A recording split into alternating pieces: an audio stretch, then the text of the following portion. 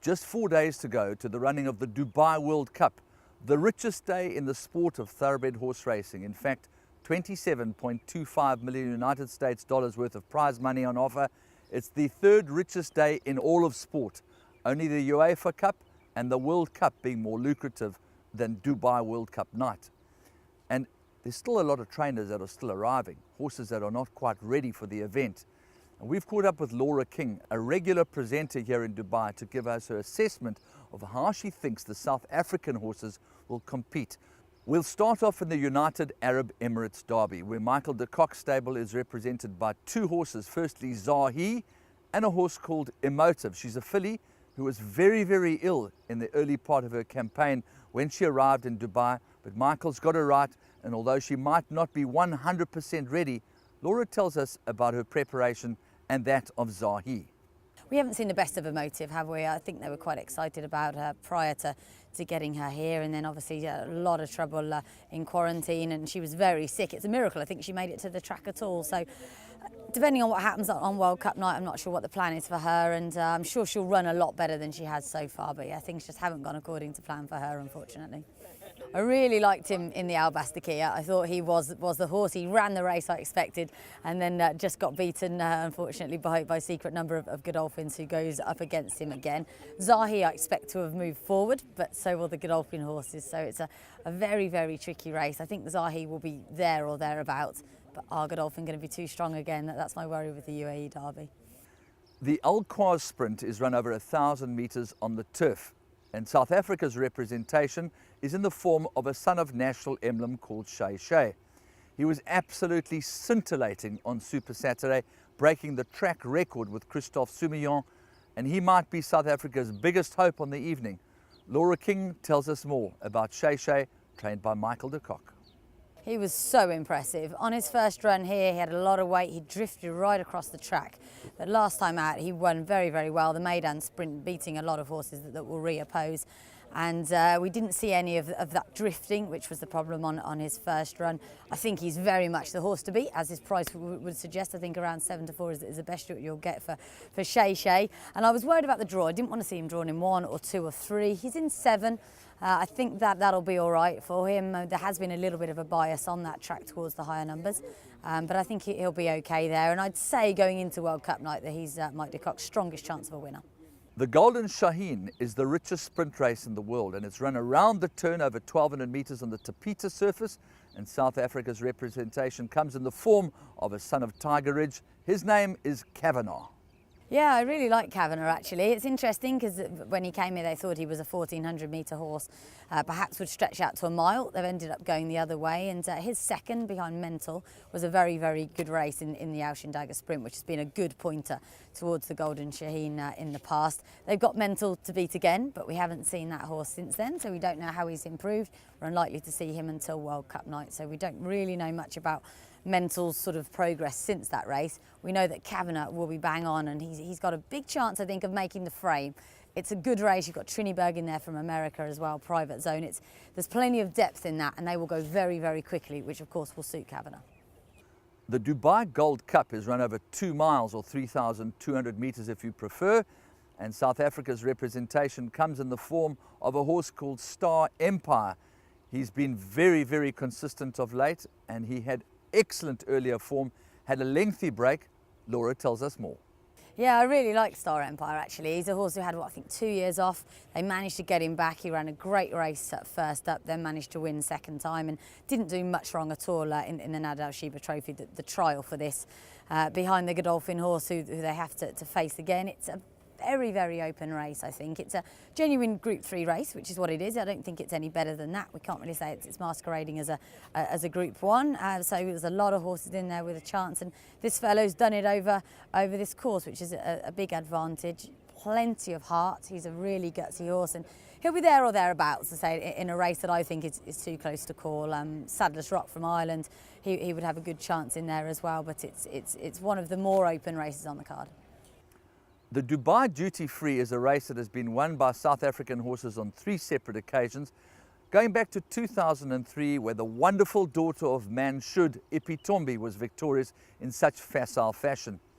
Then a couple of years later, a horse called Right Approach, now standing at stud in South Africa, dead heated with the game old performer Paolini.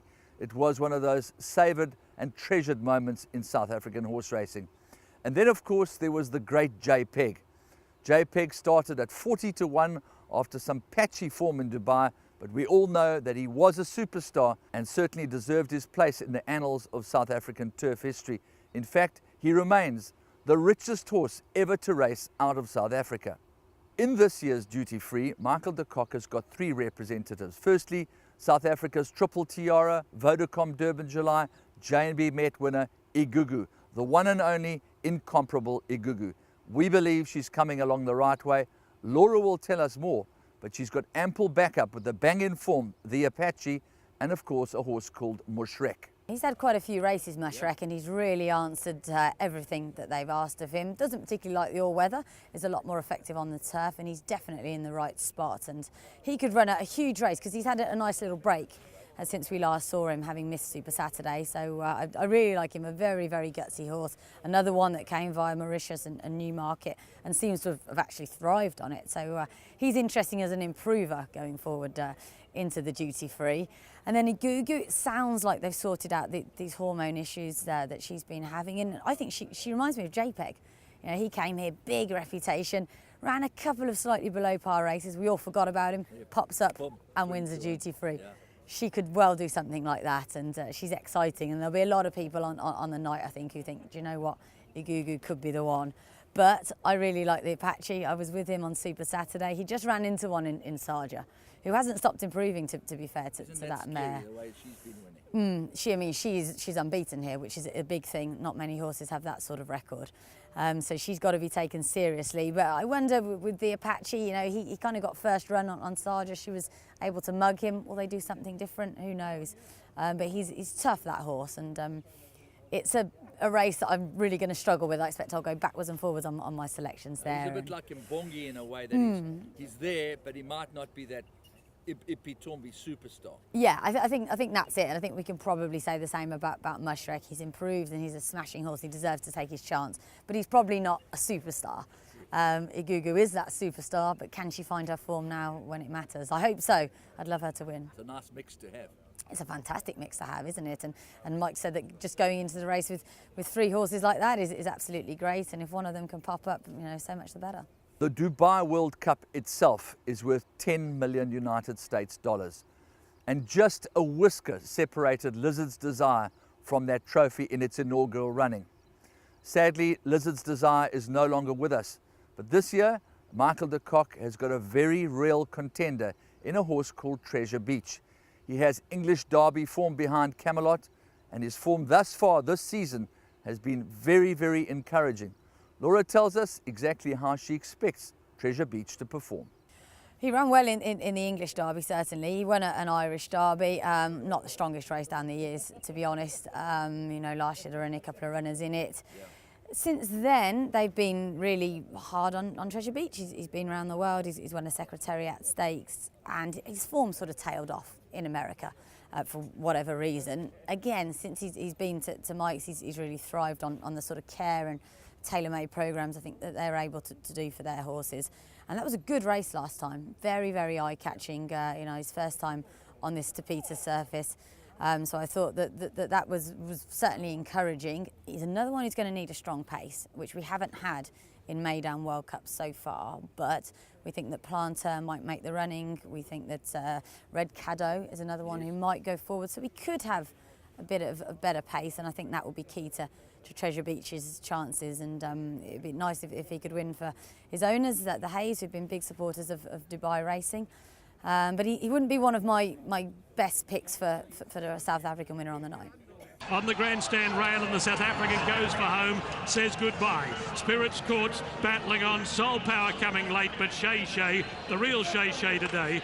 Well, I'd like to be looking back and saying it's a big international year. Much as I'd love the home team to do well, Godolphin, I'm fairly sure they'll have a couple of winners. I'd like to be able to look back and say, we had a winner from South Africa, we maybe had a winner from England, we had a winner from France, who knows, you know, America certainly, it's about time they had another winner here. So I'd really like to be looking back and saying it was an international meeting. We are the most international meeting in the world, which I think we are now. The Dubai World Cup really deserves that world title, and I'd like to be looking back and celebrating that certainly. But I think in terms of the most likely winners, we're most likely to be looking back and saying Shay was very, very impressive in that Al-Quad sprint. What a beautiful way to end.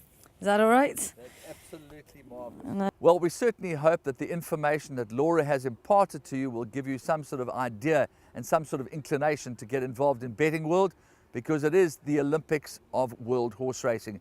Behind me, the magnificent grandstand of Maidan, 1,600 meters of pure entertainment and absolutely brilliant architecture. I'm Andrew Bond reporting for Betting World.